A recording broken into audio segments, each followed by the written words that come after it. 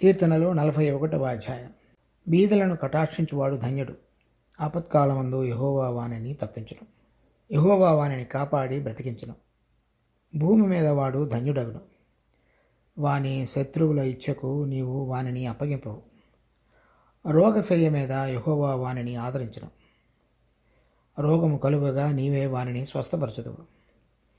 యెహోవా, నీ దృష్టి ఎదుట నేను పాపం చేసి ఉన్నాను, నన్ను కరుణింపము, నా ప్రాణమును స్వస్థపరచుము అని మనవి చేస్తున్నాను. అయితే నా శత్రువులు నా విషయమై చెడ్డ మాటలాడుచున్నారు. వాడు ఎప్పుడు చచ్చును, వాని పేరు ఎప్పుడు మాసిపోవును అని చెప్పుకొంచున్నారు. ఒకడు నన్ను చూడవచ్చిన ఎడల వాడు అబద్ధమాడును. వాని హృదయము పాపమును పోగు చేసుకొనుచున్నది. వాడు బయలు వెళ్ళి వీధిలో దాన్ని పలుకుచున్నాడు. నన్ను ద్వేషించు వారందరూ కూడి నా మీద గుసగుసలాడుచున్నారు. నశింప చేయవలనని వారు నాకు కీడు చేయు ఆలోచించుచున్నారు. కుదురని రోగము వానికి సంభవించి ఉన్నది. వాడు ఈ పడక విడిచి తిరిగి లేవడని చెప్పుకొంచున్నారు. నేను నమ్ముకొని నా వివాహితుడు నా ఇంట భోజనం చేసినవాడు నన్ను తన్నుటకై తన మడిమెనెత్తెను. యెహోవా, నన్ను కరుణించి లేవనెత్తము, అప్పుడు నేను వారికి ప్రతీకారం చేసేదను. నా శత్రువు నా ఎదుట ఉల్లసింపక ఉండుట చూడగా నేను నీకు ఇష్టడునని తెలియనాయన. నా యథార్థతను బట్టి నీవు నన్ను ఉద్ధరించుచున్నావు. నీ సన్నిధిని నిత్యము నన్ను నిలవబెట్టుదువు. ఇశ్రాయేలు దేవుడైన యెహోవా శాశ్వత కాలము నుండి శాశ్వత కాలము వరకు స్తుతింపబడునుగాక. Amen, amen. ఈ అధ్యాయానికి నేపథ్యం 2 సమూయేలు 15వ అధ్యాయం అని మనం అనుకోవచ్చు. అక్కడ జరిగినటువంటి కొన్ని విషయాలు మనం పరిశీలించినప్పుడు ఇక్కడ దావీదు రాసినటువంటి తన మనసులో ఉన్నటువంటి మాటలు దీనిలో మనం గ్రహించగలుగుతాం.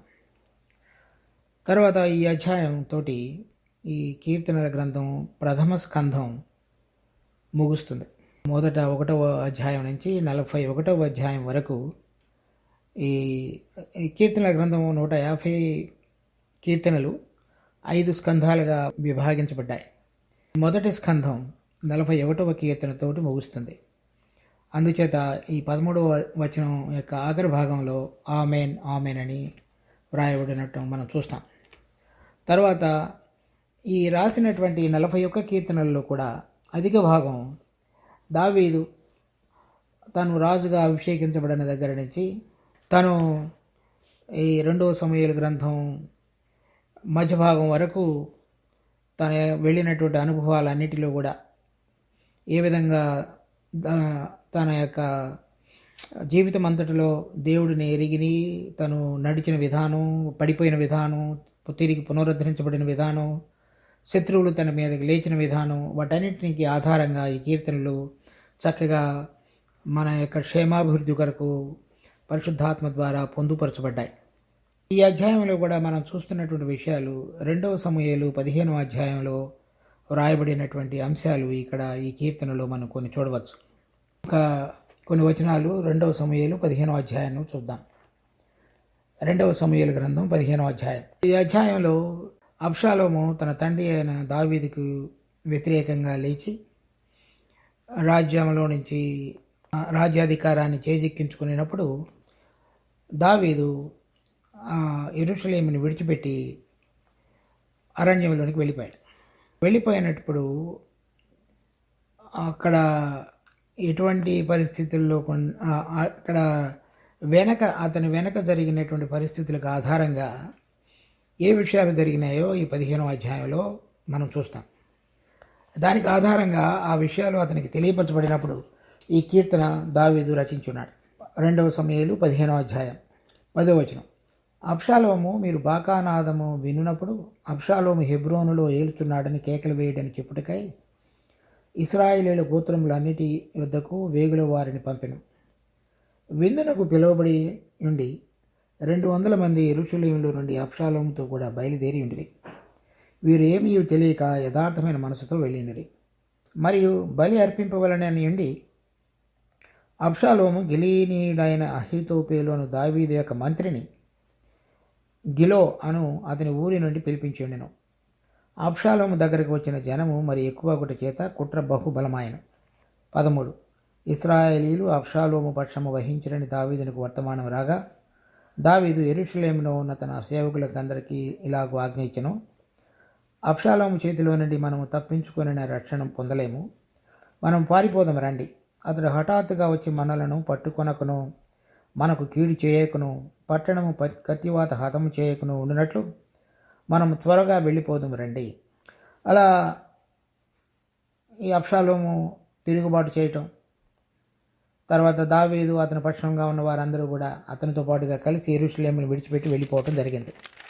దీనికి మునుపు ఎందుకు అలా జరిగిందనే విషయాన్ని చూస్తే 2 సమూయేలు 12వ అధ్యాయం 10వ వచనం. నీవు నన్ను లక్ష్యం చేయక హిత్తీయుడగు ఊరియా భార్యను నీకు భార్య అగునట్లు తీసుకొనినందున నీ ఇంటి వారికి సదాకాలము యుద్ధము కలుగును. నా మాట ఆలకించము. యెహోవానగు నేను సెలవిచ్చినదేమనగా, నీ ఇంటి వారి మూలముననే నేను నీకు అపాయం పుట్టింతును. నీవు చూచుచుండగా నేను నీ భార్యలను తీసి నీ చేరువ వానికి అప్పగించదును. పగటి యందు వాడు వారితో శయనించును. నీవు ఈ కార్యము రహస్యముగా చేసితివి, కానీ ఇశ్రాయేలీయులందరూ చూచుచుండగా పగటి యందే నేను చెప్పిన దాన్ని చేయించును అనెను. దావీదుకు చేసినటువంటి పాపానికి ఏదైతే పాపం క్షమించబడుట అనేటువంటిది జరిగింది, కానీ ఆ పాపం జరిగించిన దానికి పర్యవసానం ఏదైతే ఉన్నదో దానికి తగినటువంటి శిక్షను దావీదు మీద దేవుడు ఆ విధంగా విధించాడు. దానికి జరిగిన దానికి ఏదైతే జరగాలో నీ ఇంటి వారి చేతనే నీకు యుద్ధం కలుగజేసేదని అబ్షాలోము తన కుమారుడు దావీదుకు వ్యతిరేకంగా లేచాడు. లేచినప్పుడు ఇక్కడ 12వ వచనంలో చూస్తే 2 సమూయేలు 15లో, మరియు బలి అర్పింపవలనని ఉండి అబ్షాలోము గిలోనీయుడైన అహీతోపేలు అను దావీదు యొక్క మంత్రిని గీలో అను అతని ఊరి నుండి పిలిపించాడు. ఈ అహీతోపేలు దావీదు ఆస్థానంలో మంత్రి. కానీ అబ్షాలోము ఈ విధంగా నేను బలి అర్పించాలని రమ్మన్నప్పుడు అతడు వెళ్ళిపోయాడు అతనితో పాటు. నేను దావీదు యొక్క మంత్రిని కదా, నేను దావీదుతో ఉండాలి కదా అని అనుకోలేదు అతను. తర్వాత 30వ వచనం, అదే అధ్యాయం 2 సమూయేలు 15. అయితే దావీదు ఒలీవ చెట్ల కొండ ఎక్కుచూ ఏడ్చుచూ తల కప్పుకొని పాదరక్షలు లేకుండా ఖాళీ నడకను వెళ్ళినాం. అతని యొద్ద ఉన్న వారందరూ జనులందరూ తలలు కప్పుకొని ఏడ్చుచూ కొండ ఎక్కిరి.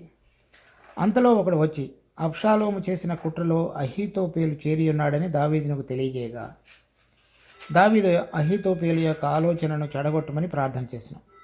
అంటే ఈ అహీతోపేలు ఆలోచన ఏది చెప్పినప్పటికీ కూడా అది దేవుని దగ్గర నుంచి వచ్చినట్లుగా అనిపించేది ఆ దినాల్లో. అందువల్ల దావీదు ఆస్థానంలో కూడా అది మంత్రిగా ఉండేవాడు. అందుకని అబ్షాలోము కూడా అతనిని తీసుకొని అతనితో పాటుగా చేరి ఉన్నాడు అబ్షాలోముతో పాటు. అంటే దావీదు ఆస్థానంలో ఉన్నటువంటి మంత్రి తన కుమారుడు దావీదుకు వ్యతిరేకంగా లేచినప్పుడు అహీతోపేలు వెళ్లకుండా ఉండవలసింది. కానీ కుమారుడు పక్షంగా అబ్షాలోము పక్షంగా చేరటమే కాకుండా 2 సమూయేలు 16వ అధ్యాయంలో 21వ వచనం, అహీతోపేలు నీ తండ్రి చేత ఇంటికి కావలి ఉంచబడిన ఉపపత్నుల యొద్దకు నీవు పోయిన ఎడల నీవు నీ తండ్రికి అసహ్యుడవైతివని ఇశ్రాయేలీలందరూ తెలుసుకుందరు. అప్పుడు నీ పక్షమునున్న వారందరూ ధైర్యం తెచ్చుకుందరని చెప్పాను.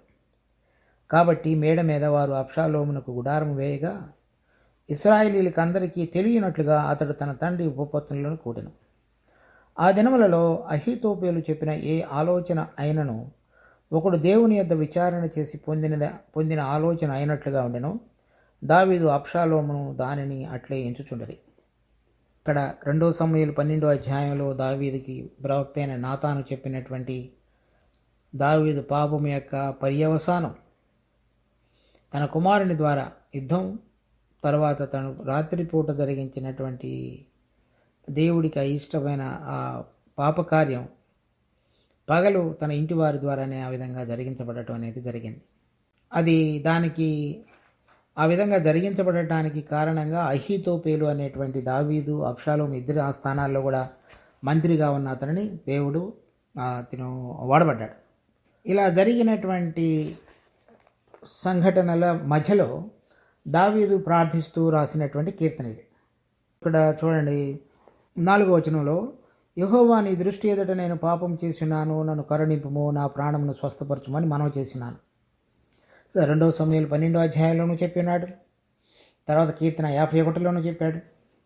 మరలా ఇక్కడ దాన్ని గుర్తు చేసుకుని నేను ఆ విధంగా మనవి చేశాను కదా ప్రభు అని చెప్తున్నాడు. అలా చెప్పిన తర్వాత 5వ వచనం, అయితే నా శత్రువులు నా విషయమై చెడ్డ మాటలు ఆడుతున్నారు, వాడు ఎప్పుడు చచ్చును, వాని పేరు ఎప్పుడు మాసిపోవునని చెప్పుకుంటున్నారు. తనకు వ్యతిరేకంగా లేచిన తన సొంత కుమారుడైన అబ్షాలోము తన ఆస్థానంలో తనకు మంత్రిగా ఉండి తన ఆలోచన చెప్తూ ఇంతవరకు తనకు దగ్గరగా ఉన్నటువంటి అహీతోపేలు కూడా ఆ విధంగానే మాట్లాడుతున్నాడు చంపటానికి. తర్వాత 6వ వచనం, ఒకడు నన్ను చూడవచ్చిన ఎడల వాడు అబద్ధమాడును, వాని హృదయము పాపమును పోగు చేసుకొనుచున్నది, వాడు బయలు వెళ్ళి వీధిలో దాన్ని పలుకుచున్నాడు. అంటే ఇన్ని సంవత్సరాలు నాతో పాటుగా ఉండి నాకు ఆలోచన చెప్పి నాతో సహకారిగా ఉన్నటువంటి అహీతోపేలు అతని హృదయంలో ఏం జరుగుతున్నది, నాతో ఉన్నప్పుడు ఓ రకంగాను, నేను నా నుంచి బయటికి వెళ్ళిన తర్వాత నన్ను చంపటానికి చేసేటువంటి యుక్తిలో పాలివాడుగా ఉండేటువంటి మనసు కలిగిన వాడుగా ఉన్నాడు. అది అంటే చూడండి, శత్రువు మనతో ఉంటూ తర్వాత మనం గమనించకుండా అతని మీద సంపూర్ణమైనటువంటి నమ్మకంతో ఉంటున్నటువంటి పరిస్థితిలో అతని హృదయంలో వేరైనటువంటి ఆలోచనలు జరుగుతూ వచ్చాయి అహీతోపేలు విషయంలో. 7వ వచనం, నన్ను ద్వేషించు వారందరూ కూడి నా మీద గుసగుసలాడుచున్నారు, నశింపు చేయవలనని వారు నాకు కీడు చేయని ఆలోచించుతున్నారు. అది అబ్షాలోము, తర్వాత అహీతోపేలు, వాళ్ళిద్దరూ అతనితో పాటుగా ఉన్న ఇంకా కొంతమంది అందరూ కలిసి చేసినటువంటి గుసగుసలు, ఏ విధంగా అయినా సరే అతన్ని చంపాలని. తర్వాత 8వ వచనం, కుదురని రోగము వానికి సంభవించినది, వాడు ఈ పడక విడిచి తిరిగి లేవడని చెప్పుకుంటున్నారు. అంటే అనేకసార్లు రకరకాలైనటువంటి యుద్ధాలు అన్నిటిలో కూడా దావీదు జయం పొంది తిరిగి లేచాడు. కానీ ఈ పడక అతడు లేవలేడు అని చెప్తున్నాడు. అంటే ఈసారి మనం అతను వేసినటువంటి దెబ్బ ఇక ఏమాత్రం కూడా అతడు కోలుకోలేడు అని వాళ్ళ యొక్క ఉద్దేశంగా అనుకున్నారు వాళ్ళు. తర్వాత 9వ వచనంలో, నేను నమ్ముకొని నా విహితుడు నా ఇంట భోజనం చేసినవాడు నన్ను తన్నుటకై తన మడమెనెత్తును.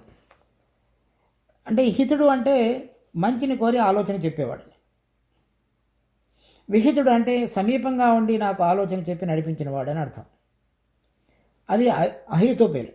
ఇప్పుడు నాతో పాటుగా ఉంటూ నా ఆస్థానంలో పనిచేస్తూ మంత్రిగా ఉండి నాకు ఆలోచన చెప్పినటువంటి వాడు, నా క్షేమం కోరుతూ నాతో ఉంటున్నాడని అనుకుంటున్నవాడు ఇప్పుడు నన్ను తన్నుటకు తన మడమెనెత్తిన. అటువంటి విధంగా అహీతోపేలు చేశాడు. ఇదే విషయంలో మన ప్రభు అయిన యేసుక్రీస్తు చివరి వరకు ఇస్కరియోతు యూదాను ప్రేమించాడు. యోహాను సువార్త 13వ అధ్యాయంలో ఆయన తన శిష్యులను అంతము వరకు ప్రేమించడానికి రాయబడింది. కానీ ఆఖరి రోజు ప్రభు అప్పగింపబడినటువంటి రాత్రి ప్రభుతో కూడా కలిసి బలలో పాల్పొందిన తరువాత అతనిలో సాతాను ప్రవేశించినప్పుడు అతడు తిరిగి వెళ్ళి ప్రభువును 30 వెండి నాణ్యాల కొరకు 30 బంగారు నాణ్యాల కొరకు అమ్మివేశాడు. దాన్ని మనం ఇస్కరియోతు యూదా 30 వెండి నాణ్యాలకు మన ప్రభువుని అప్పగించాడు. సో అతడు ప్రభువుతో కూడా కలిసి భోజనం చేసినవాడు, చివరి వరకు ఉన్నవాడు, ప్రభు అప్పగింపబడిన రాత్రి వరకు అతనితో పాటుగా కలిసి బలలో పాలు పొందినవాడు, పస్కా భోజనంలో చివరికి తన మడిమెనెత్తినాడు. అదేవిధంగా పౌలు విషయంలో కూడా 2 తిమోతి 4వ అధ్యాయంలో 14వ వచనం, అలెగ్జాంద్రు అను కంచరివాడు నాకు చాలా కీడు చేసిన, అతని క్రియల చొప్పున ప్రభు అతనికి ప్రతిఫలం ఇచ్చను. అతని విషయమై నీవును జాగ్రత్తగా ఉండము, అతడు మా మాటలను బహుగా ఎదిరించను. నేను మొదట సమాధానం చెప్పినప్పుడు ఎవడునూ నా పక్షముగా నిలవలేదు, అందరూ నన్ను విడిచిపోయారు. ఇది వారికి నేరముగా ఎంచబడకూడను గాక. అయితే నా ద్వారా సువార్త పూర్ణముగా ప్రకటింపబడ నిమిత్తము అన్యజనులందరూ దాన్ని విను నిమిత్తమును ప్రభువు నా ప్రక్క నిలిచి నన్ను బలపరిచిన కనుక నేను సింహము నోట నుండి తప్పింపబడితిని. ప్రభువు ప్రతి దుష్కార్యము నుండి నన్ను తప్పించి తన పరలోక రాజ్యమునకు చేరునట్లు నన్ను రక్షించును. యుగ యుగములు ఆయనకు మహిమ కలుగును గాక. ఈ అలెగ్జాండర్ అనేటువంటి వాడు చాలా కీడు చేసి పౌలు చెప్తున్నటువంటి పరిచర్యలో సువార్తలో అతనికి అడ్డమడ్డాడు. అలా మాత్రమే కాకుండా అతని యొక్క పని వలన వేరే వారు కూడా పౌలును అందరూ విడిచిపెట్టి వెళ్ళిపోయడానికి కారణమయ్యాడు. ఇక్కడ మనం అహీతోపేలు, ఇస్కరియోతు యూదా అలెగ్జాంద్రు, వీళ్ళందరూ కూడా ఒక రకమైనటువంటి కోవకు చెందిన వాళ్ళనిగా మనం ఇక్కడ చూస్తాం. అంటే మనకు సమీపంగా ఉంటూ మనతో పాటుగా ఆలోచన కలిగి మనతో పాటుగా భోజనం చేసినటువంటి వారు మరి మనలో దేవుడు జరిగించాలని చూస్తున్నటువంటి ఆ పరిశుద్ధీకరణ సంపూర్ణం చేసేటువంటి ప్రక్రియలో వారు మనకి అడ్డం పడటమే కాకుండా మనకు సమీపంగా ఉన్న వారే మనకి లేచేవారుగా ఉన్నారు. ఆ సందర్భంగా దావీదు ఈ కీర్తన రాశాడు. రాసినప్పుడు చెప్తున్నాడు 10వ వచనంలో, యెహోవా నన్ను కరుణించి లేవనెత్తుము. ఒకవేళ నాలో ఏదైతే జరిగించాలని నువ్వు చూసి నేను చేసినటువంటిది జీవించిన జీవితం కొరకే నన్ను శిక్షించుట, దాని ద్వారా నేను చేసినటువంటి పాపానికి తగినటువంటి శిక్షను క్రమశిక్షణలోనికి తీసుకుని రాబడి ఆ పరిశుద్ధీకరణ కార్యం సంపూర్ణమగునట్లుగా నన్ను లేవనెత్తు, విడిచిపెట్టద్దు. తరువాత అలా చేయటం ద్వారా నా శత్రువు నా మీద ఉల్లసింపక ఉండట చూడగా, ఒకవేళ నువ్వు నన్ను రక్షించకుండా కనుక విడిచిపెట్టినట్లయితే, నేను చనిపోయినట్లయితే నా శత్రువు సంతోషిస్తాడు. అలా కాకుండా నన్ను లేపి నా యొక్క ఆత్మ సంబంధమైనటువంటి ఏదైతే కృంగుదల, బలహీనత, వాటన్నిటిలో నుంచి నన్ను తిరిగి పునరుద్ధరించి నీతో సరైన విధంగా జీవించగలిగేటట్లుగా చేసినట్లయితే శత్రువు సంతోషించడు. తర్వాత 12, నా యథార్థతను బట్టి నీవు నన్ను ఉద్ధరించుచున్నావు, నీ సన్నిధిని నిత్యము నిలవబెట్టుదువు.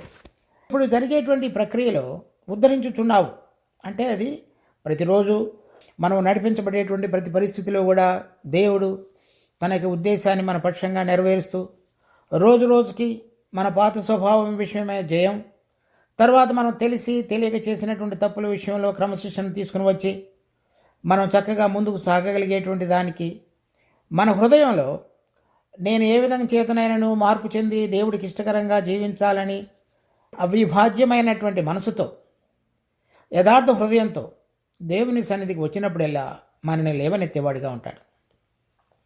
కనుక మన హృదయంలో మన యొక్క తప్పులు, పొరపాట్లు, దోషములు, వాటి విషయంలో అజాగ్రత్త కలిగి అదేవిధంగా కొనసాగించినట్లయితే ఎంతో నష్టాన్ని తెచ్చుకుంటాం. దేవుడు మన జీవితంలో అనుమతించిన పరిస్థితులను కనుక మనం అంగీకరించడం నేర్చుకుని ఏ విధం చేతనైనను ఆయన ద్వారా మనం లేవనెత్తబడి ఆయన జరిగించుతున్నటువంటి పరిశుద్ధీకరణలో సంపూర్ణం చేయబడటానికి ఇష్టకరమైనటువంటి యథార్థమైన మనసును అంగీకరించినట్లయితే దేవుడు మనల్ని నిలవబెట్టేవాడుగా, రోజు స్థిరపరిచేవాడుగా ఉంటాడు. తర్వాత అటువంటి వారు నీ సన్నిధిని నిత్యము నన్ను నిలవబెట్టుదు. అలా మన జీవితంలో సంపూర్ణమైనటువంటి పరిశుద్ధీకరణ కార్యం ద్వారా మనకు కలిగేటువంటి నిబ్బరం ఏంటంటే, ధైర్యం ఏంటంటే, ఆయన వచ్చినప్పుడు మనము ఆయనను పోలిన వారంగా మార్చబడతాం. అలా మార్చబడినప్పుడే ఆయన సన్నిధిలో మనం నిత్యము నిలవబడగలుగుతాం. ఎందుకనగా ఎవరును పరిశుద్ధత లేకుండా ఎవరును దేవుడిని చూడలేరు. పరిశుద్ధీకరణలో పాలిభాగంగా దేవుడు మనలో జరిగించేటువంటి ఈ ప్రక్రియను, దానిలో కొంతమంది మనకి తెలిసిన వారే మనకు వ్యతిరేకంగా లేచి మన యొక్క చావును కోరుతున్నట్లప్పటికీ కూడా మనలో ఉన్నటువంటి యథార్థమైన మనసును బట్టి మనం దేవుని ప్రేమించి మనం ఆయన సన్నిధిలో ఎల్లప్పుడూ నిలబడాలనేటువంటి ఆశ కలిగిన హృదయాన్ని బట్టి దేవుడు మనల్ని లేవనెత్తి ప్రతిదాని నుంచి మనకు విడుదల కలుగు చేసే దేవుడిగా మనకున్నాడు. 13వ వచనం, ఇశ్రాయేలు దేవుడైన యెహోవా శాశ్వత కాలం నుండి శాశ్వత కాలం వరకు స్తుతింపబడును గాక. ఆ విధంగా మరి మన జీవితం ఒక ధన్యకరమైన దానిలో ప్రారంభించబడి మనం ఆయన ద్వారా నేర్చుకొని సంపూర్ణంగా ఆత్మ సంబంధంగా మార్చబడి ఆయనకు మహిమ కలిగి ఉన్నట్లుగాను మనం ఆయన సన్నిధిలో ఎల్లప్పుడూ నిలబడగలగటానికి పనికిరాగలిగినటువంటి ఆయన సన్నిధిలో యోగ్యులుగా ఆయన గుర్తించగలిగినట్లుగాను మనం జీవించుటకు దేవుడు మనందరికీ కృప చూపించునుగాక.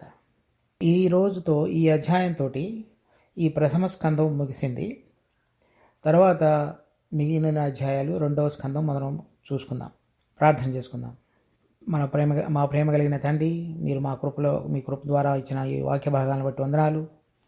దీన్ని మా కొరకే ఆశీర్వదించి దావీదు తన జీవితంలో నడిపించబడిన పరిస్థితుల్లో మా జీవితంలో కూడా మేము గమనించుకుంటూ మేము చేసినటువంటి తప్పులు, దోషములు, పొరపాట్ల విషయంలో మీరు మా జీవితంలో జరిగించే పరిశుద్ధీకరణ ప్రక్రియకు మేము లోబడగలిగి యథార్థమైన మనసుతో మీ వైపు మాత్రమే చూడగలిగేటువంటి నూతన మనసు మాకు దయచేయండి.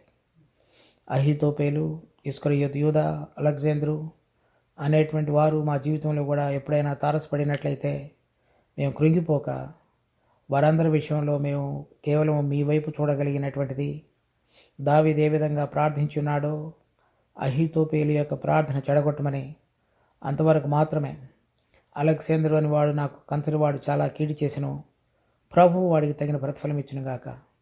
కనుక మేము ఏమాత్రం కూడా పగ తీర్చుకునేటువంటి దానిలో కానీ వారికి వ్యతిరేకమైన మనసుతో కానీ వారి విషయంలో భారంతో మీ సన్నిధికి రాగలిగిన హృదయమే కానీ వ్యతిరేకమైన మనసుతో మా హృదయాలు కాకుండా నింపబడకుండా ఉండుటకు మాకు సహాయం చేయి.